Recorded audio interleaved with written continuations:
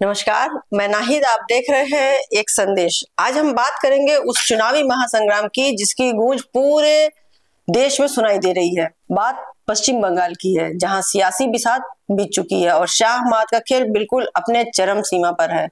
ये चुनाव सिर्फ एक राज्य का फैसला नहीं करेगा, बल्कि ये तय करेगा कि बंगाल की राजनीति किस करवट बैठेगी। एक तरफ है 15 साल से सत्ता पर काबिज दीदी के नाम से मशहूर ममता बनर्जी, जो अपनी कुर्सी बचाने के लिए हर मुमकिन कोशिश कर रही हैं। तो दूसरी तरफ है प्रधानमंत्री मोदी और अमित शाह की अगुवाई वाली बीजेपी की चुनावी मशीन, जो बंगाल में कमल खिलाने के लिए एड़ी चोटी का जोर लगा रही है। चलिए सबसे पहले बात करते हैं तृणमूल कांग्रेस की मुखिया ममता बनर्जी की। ममता इस चुनाव को अपनी साख की लड़ाई बना चुकी हैं। वो चुनावी रैलियों में बीजेपी पर हमलावर हैं और दावा कर रही हैं कि बीजेपी में उन्हें हराने का दम भी बिल्कुल नहीं है। हाल ही में एक रैली में उन्होंने ये कहकर सनसनी फैला दी कि उन्होंने बीजेपी के लिए दलाली करने वाले हर व्यक्ति का नाम और पता अपनी डायरी में लिख लिया है।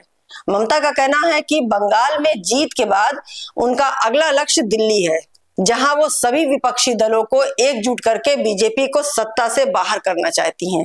वहीं मैदान में ममता अपनी लक्ष्य भंडार, कन्याश्री और स्वास्थ्य साथी जैसी कल्याणकारी योजनाओं के सहारे हैं, लेकिन साथ ही 15 सालों की एंटी इनकम्बेंसी, भ्रष्टाचार के आरोप और महिला सुरक्षा जैसे मुद्दे के लिए बड़ी चुनावी बने हुए हैं। अब बात करते हैं मुख्य विपक्षी दल बीजेपी की। बीजेपी इस चुनाव में कोई कसर नहीं छोड़ना चाहती। प्रधानमंत्री नरेंद्र मोदी, गृह मंत्री शाह और पार्टी अध्यक्ष जेपी नड्डा लगातार बंगाल में रैलियां और रोड शो कर रहे हैं। बीजेपी की रणनीति बिल्कुल साफ है। एक तरफ जेपी नड्डा जैसे नेता रोड शो में वादा कर रहे हैं कि सरकार बनते ही बंगाल में आयुष्मान भारत योजना लागू की जाएगी, और ये आरोप भी लगा रहे हैं कि ममता सरकार ने जानबूझकर गरीबों को इस योजना से दूर रखा। तो वहीं दूसरी तरफ प्रधानमंत्री मोदी खुद मैदान में उतरकर घुसपैठ के मुद्दे को ममता सरकार को घेर रहे हैं। बनगांव की रैली में उन्होंने साफ साफ चेतावनी दी कि 4 मई के बाद एक भी घुसपैठिया बंगाल में नहीं बचेगा, उन्हें खदेड़ दिया जाएगा। इसके साथ ही उन्होंने शरणार्थियों को नागरिकता और पक्का पता देने की गारंटी मोदी की भी दी है। बीजेपी के लिए जमीन पर इस लड़ाई की कमान संभाल रहे हैं शुभेंदु अधिकारी, जिन्होंने नंदीग्राम में ममता बनर्जी को हराकर अपना लोहा मनवाया था। एक सीधी टक्कर के बीच कुछ और तस्वीरें भी हैं जो बंगाल की कहानी को और भी दिलचस्प बनाती है।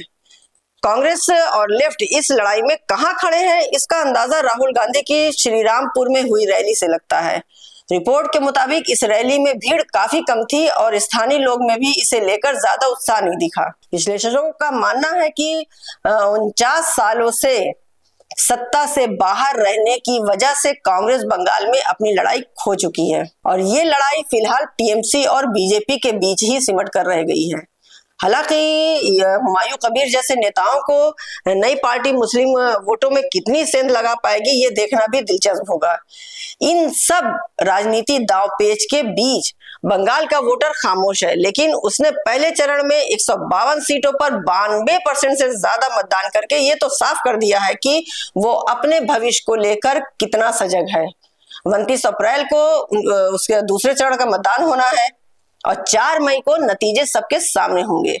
तो सवाल बड़ा यह है कि क्या ममता बनर्जी का करिश्मा और उनकी कल्याणकारी योजनाएं एंटी इनकम्बेंसी की भ्रष्टाचार के आरोपों पर भारी पड़ेगी, या फिर बीजेपी का राष्ट्रवाद, विकास का वादा और घुसपैठ का मुद्दा दीदी के किले को भेदने में कामयाब होगा। बंगाल के इस चुनावी कुरुक्षेत्र का विजेता कौन होगा, इसका फैसला तो 4 मई को ही होगा।